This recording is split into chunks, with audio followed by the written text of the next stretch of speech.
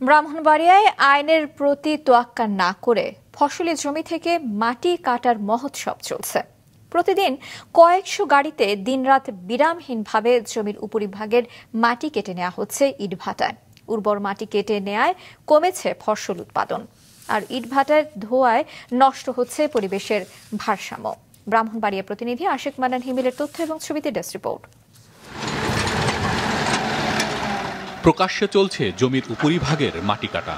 ৮ থেকে ১০ ফুট গভীর করে নেওয়া হচ্ছে মাটি। ট্রাকে করে এই মাটি চলে যাচ্ছে আশেপাশের ইটভাটায়। প্রশাসনের নাকের ডগায় বসে এসব অবৈধ কাজে লিপ্ত ব্রাহ্মণবাড়িয়া জেলার এক শ্রেণীর প্রভাবশালীরা।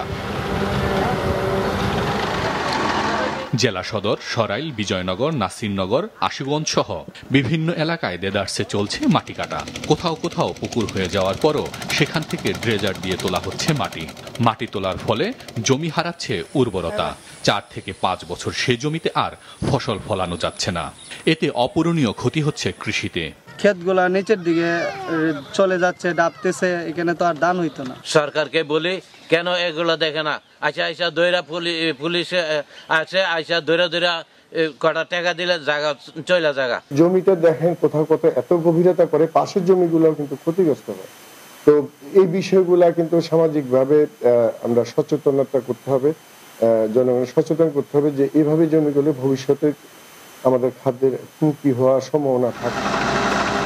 ভাটা মালিকরা প্রতিকানি জমির উপরিভাগের ১ ফুট মাটি কিনে নিচ্ছেন ৩০ থেকে ৩৫ হাজার টাকায়। এককালীন টাকা পেয়ে জমির মালিকরাও বিক্রি করে দিচ্ছেন মাটি। কখনো ফাঁদে পড়ে মাটি বিক্রি করতে বাধ্য হচ্ছেন জমির মালিকরা।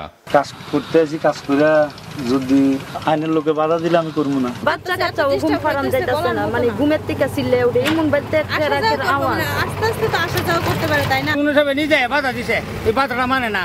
দিনের বেলা গাড়ি নেয়, রাত্রে বেলা ১২-১৪টা গাড়ি মিল হাই আসে সারা লাইট ঘুমাইতে। সিলিন্ডার যদি বাধাও দেয়, এই বাধা কিন্তু উপেক্ষা করে তারা তাদের কার্যক্রমগুলো পরিচালনা করছে। এখানে তাদের কাছে শক্তিটা আসলে কোন জায়গায় আসলে আমাদের প্রতিপন্ন হচ্ছে না। মাটি কেটে নেয়ায় ফসল হানির পাশাপাশি নষ্ট হচ্ছে পরিবেশের ভারসাম্য। আমি সুলতানপুরের বিষয়টা জেনেছি, বিরামপুরে এভাবে মাটি তোলা হচ্ছে, আমরা তাৎক্ষণিক ব্যবস্থা নিয়েছি।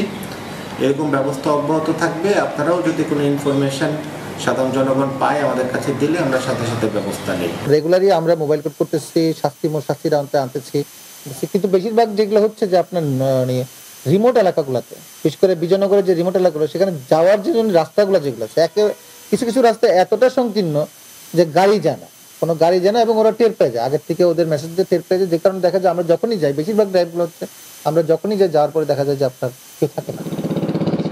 জমির উপরিভাগের মাটি যাচ্ছে ব্রাহ্মণবাড়িয়া জেলার ১৭৯টি ইটভাটায়। এর মধ্যে ১১০টি অবৈধ। এসব ভাটাগুলোর কোনোটির ছাড়পত্র নেই, কোনোটি আবার নিষিদ্ধ এলাকায় গড়ে উঠেছে। তারপরেও প্রশাসনের নাকের ডগায় বহাল তবিয়তে আছে তারা।